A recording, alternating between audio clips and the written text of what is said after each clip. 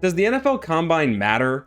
Do pro days matter? Well, yes, they matter as ways for people in NFL circles to talk to each other, as well as coaches and executives to talk to players and prospects and agents, as well as other coaches and executives. But I mean more so, do the testing numbers matter? Certainly some of them do, like specific testing numbers matter at certain positions, but I mean more in totality. Do we even have a way of measuring that? Fortunately, yes, there's a statistic that you may know of called Relative Athletic Score, or RAS for short. It was created by Kent Lee Platt, who goes by MathBomb on Twitter, and it's important to note that he even says on his website that there's still a long ways to go with this. So it's important to remember that this is an incomplete metric that is not without flaws, but it is easily the most comprehensive way of taking all of a player's athletic traits and testing numbers and compiling them into one single metric. One of the flaws with this metric is players can skip drills, and usually they have a reason for doing that. You need to complete a certain number of drills for the RAS calculation to count, but by strategically avoiding ones that they're bad at, prospects could really inflate their RAS if they want to. Now, they probably care a lot more about not having a bad 3-cone time on their profile than they do their relative athletic score, but it still makes a difference. Now, what I want to know is, does this matter? Is there anything new or interesting we can get by looking at players' relative athletic scores? And can teams make any informed draft decisions based off of this? Well, here's how I tried to answer that question. I collected data on every single draft pick in the NFL since 1987, excluding punters, kickers, and long snappers, and their relative athletic score. And my goal here was to answer two main questions. One, to what extent does relative athletic score correlate with NFL success? And two, can we use it to find diamonds in the rough, or draft steals? Let's start with question one, though.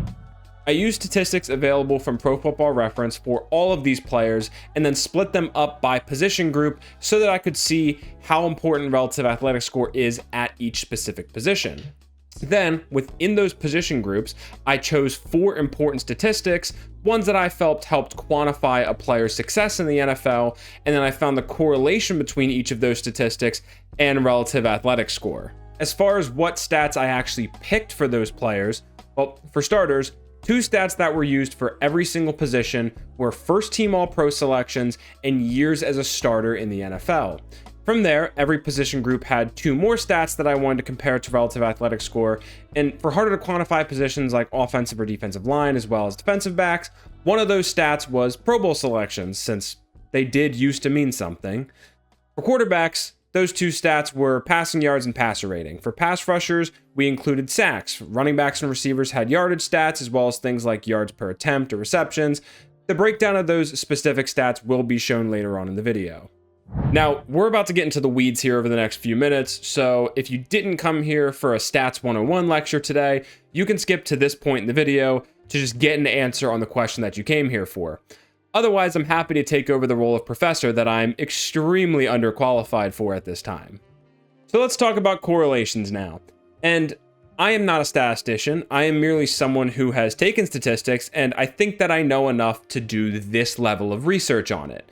If you can poke holes in my statistical analysis, please do so in the comment section. I'd be happy to hear your feedback. What I can say is that I'll just try not to make any definitive all or nothing statements, also because definitive all or nothing statements are kind of antithetical to the idea of statistics in the first place. What I did was I took a sample of players from every single position group, or I guess the population of players from every single position group, and I compared their stats to relative athletic score to see if I could find a strong or weak or no correlation between those two things. To do this, I found the correlation coefficient between the data set and the relative athletic score. The correlation coefficient, also known as the R value, is a number between -1 and 1. And there are 2 components to it. Firstly, is it positive or is it negative? A negative correlation means that as one variable increases, the other decreases, and vice versa. While a positive correlation means that the 2 variables increase and decrease together. The second component is the correlation strength. The closer a number is to 0, the weaker the correlation. The closer the number is to 1 or -1, the stronger the correlation.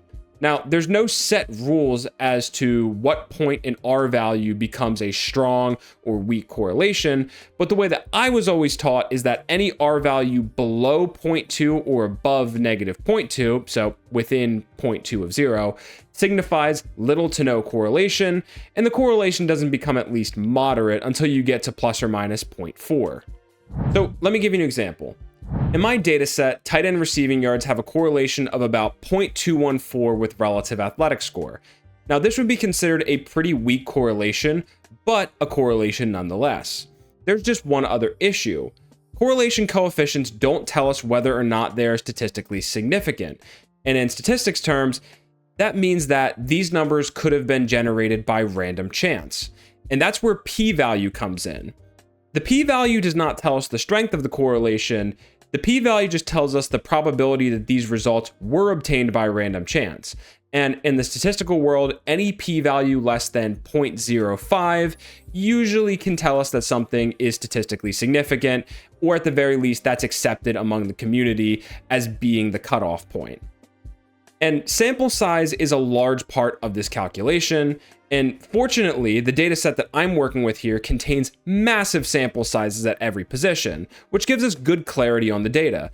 Anyways, the p-value of this specific data set with tight end receiving yards is less than 1,000th, basically 0.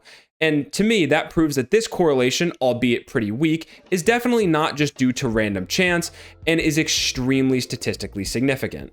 Okay, lecture over. Now it's time for us to actually apply these stats. So what positions does RAS matter at? Well, some of them or none of them, depending on how you look at it. And I'll put the graphs up on screen now, one position at a time. If you're confused looking at it, that's okay. I'll kind of walk you through it. The bar here is the correlation coefficient, which is just how strong the correlation is between this stat and relative athletic score. And I've also included the p-value to tell you whether or not that R value is significant or not, remembering that a p-value below 0.05 is generally accepted as significant. And what you can see as we go through the positions is that none of the correlations are very strong, but it definitely varies by position group. However, many of these correlations are statistically significant despite being on the weaker end, and this is in large part due to the large sample sizes that we're working with here, and so there are some assumptions that we can actually take from this data. One of the first ones that stuck out to me was running back. I did not expect relative athletic score to matter much at all at running back, but it appears that it probably does to some extent, especially the ability to accumulate yards over the course of their careers. And my hypothesis here is that the higher weight helps with a higher relative athletic score, and heavier backs just tend to stick around for longer in the NFL. But I have not researched that, that's just a guess. The unsurprising ones to me were tight end, offensive tackle, and defensive end. Also linebacker, because Pro Football Reference unfortunately doesn't differentiate between edge rushers and off-ball backers. But regardless, pass rushers, tackles, and tight ends are generally positions where people have claimed that athleticism matters a lot for development, and the data seems to support this claim. In fact, the strongest correlation I found in this entire study was the link between years as a starter at defensive end and relative athletic score. Also, unsurprisingly, the data does not support a link between relative athletic score and NFL success at safety and center specifically. Again, this follows conventional wisdom. Other positions like defensive tackle, offensive guard, corners, and receivers do show some link between the two, but the correlations are smaller than other positions. And quarterbacks are, well, quarterbacks. Here's the data. Take what you want from it. I personally cannot be bothered. So we could just stop here and say, yep, RAS matters. That's the video. But I think it's important to understand it in the context of how we would actually use it. What's the advantage of looking at relative athletic score? Does it help teams find steals in the draft? Well, when you look at the statistics, they say that teams might actually value it too much. So I did that same correlation analysis that I did earlier, but instead of a specific stat at a specific position, I compared relative athletic score to draft position among all players taken since 1987, and I found a negative correlation, because higher draft position means a lower number, of 0.271. And that correlation is stronger than the correlation between RAS and any single statistic at any given position that I've covered in this video. It's already baked into draft valuations, and maybe too much. But still, I wanted to search for specific examples of draft steals with a high relative athletic score, so I set my spreadsheet parameters to first team All-Pro winners who had an RAS higher than 8.5 and were drafted outside of the first 2 rounds, and I found 35 players since 1987. That is less than 1 per year. Also, 4 of them were special teamers.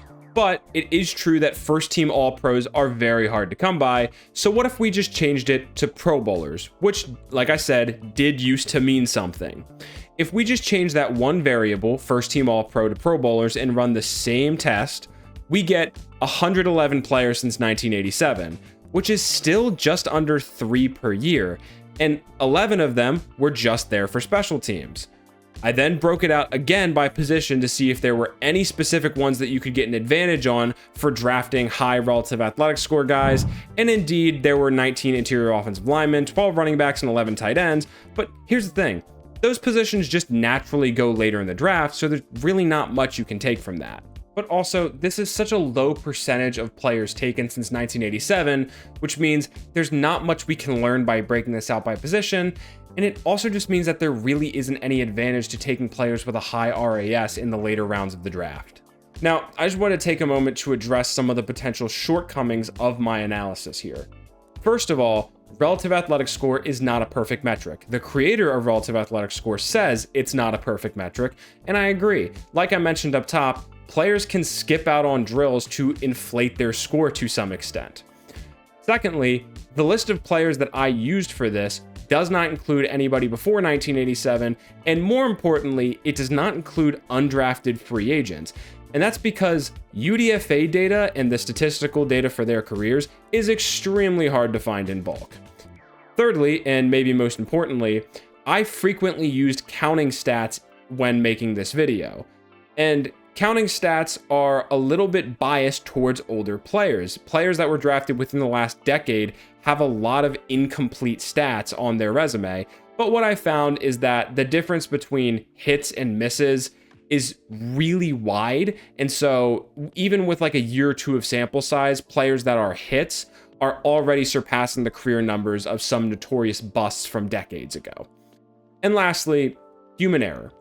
I could have messed up. My third point that I just made is an example of human error potentially. I could have worked around that in some way probably, but I didn't.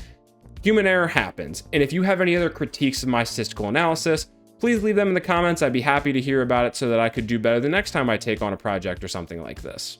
Just to put a bow on all of this, the data does suggest that relative athletic score matters at least a little bit when it comes to predicting NFL success, but that it does not do a good job of telling us who is going to be a steal in the later rounds of the draft. And in my opinion, that's because the best players in the world are usually already elite athletes. Myles Garrett didn't need to do a single drill to become the first overall pick. Offensive tackles who you can turn on their tape and see them reach blocking corners on outside zone are gonna get drafted very high. And if they're capable of doing things like that, they're probably really athletic and will test really well at the combine. So if a guy looks athletic on tape, chances are he's probably going to be a good prospect. And if you're looking for exceptions to those rules, I don't know if RAS is your best bet based on all the available data that we have at our disposal. I think it's good for finding maybe 2 to 3 steals per year. And to me, that's just not worth investing too much of your evaluation time in. And I'll leave you with that. Until next time.